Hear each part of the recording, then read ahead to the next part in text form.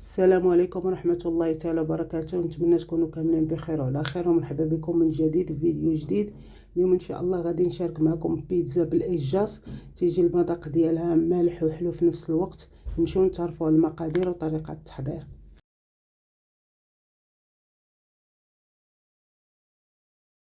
غادي نبداو بسم الله. هنايا عندي شويه د الماء دافي، غادي ندير واحد نص خميره او نص معلقه ديال الخميره، وغادي نحرك ونخلي هاد الخميره تفاعل لينا.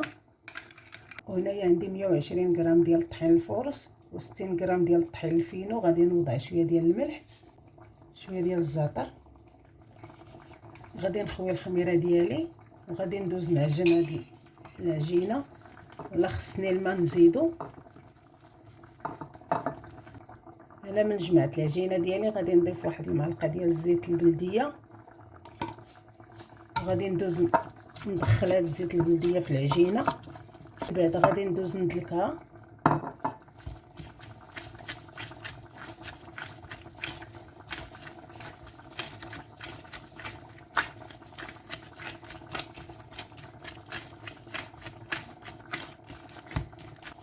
صافي هنا دلكتها، وهنا درت واحد شويه ديال الزيت.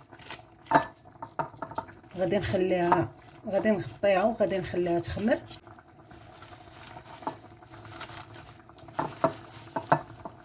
هنايا العجينه خمرات ليا، غادي ندوز نخرج منها ديك الهواء.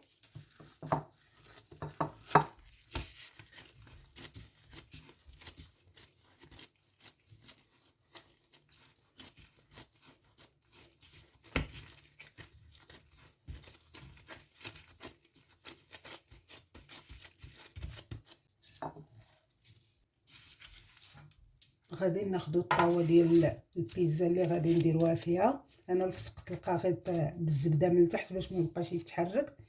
غادي ندير شويه ديال الطحين الفينو.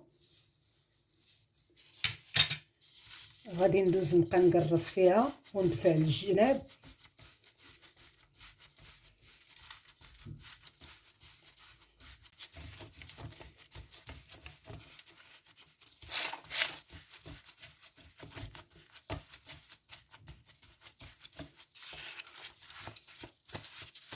ومره مره نهزو نديرو ليها هكا.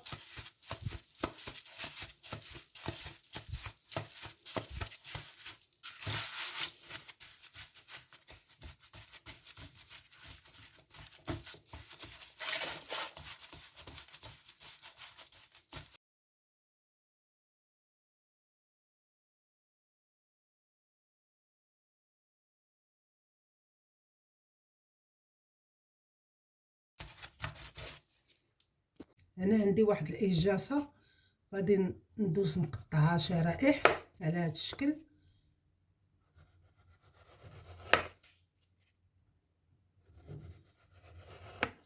ما تكونش غليظه بزاف.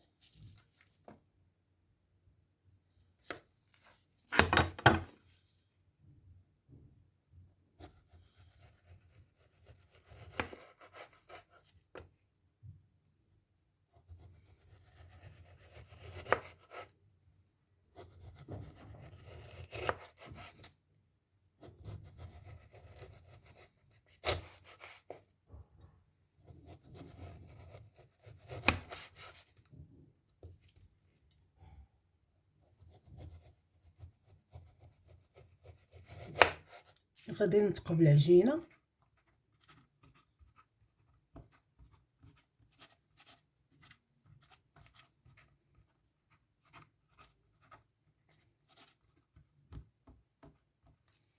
غادي ندير الفرماج.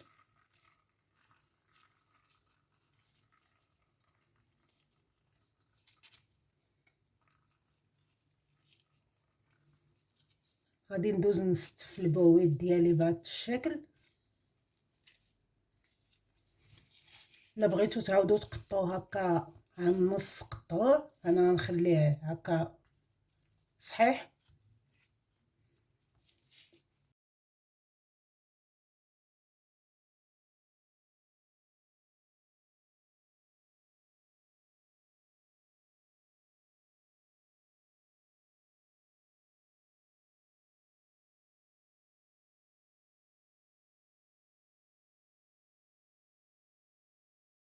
غادي نجيب الكركاع غادي نديرو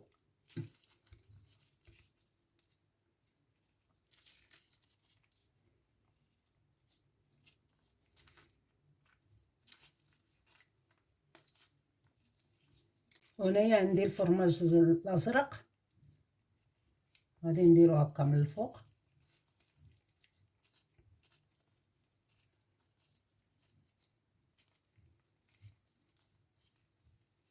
الناس اللي ما عزيزش عليهم يمكن لهم يديروا فرماج واحد اخر.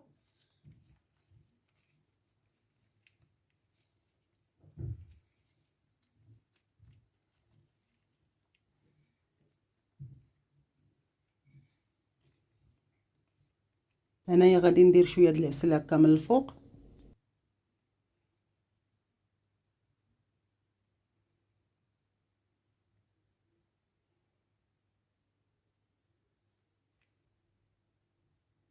غادي ندخلها للفران اللي شاعلها غير من التحت على 200 درجه تيسخن. غادي ندخلها من طيب لينا من التحت غادي نشعل عليها من الفوق ومن توجد نرجع معكم.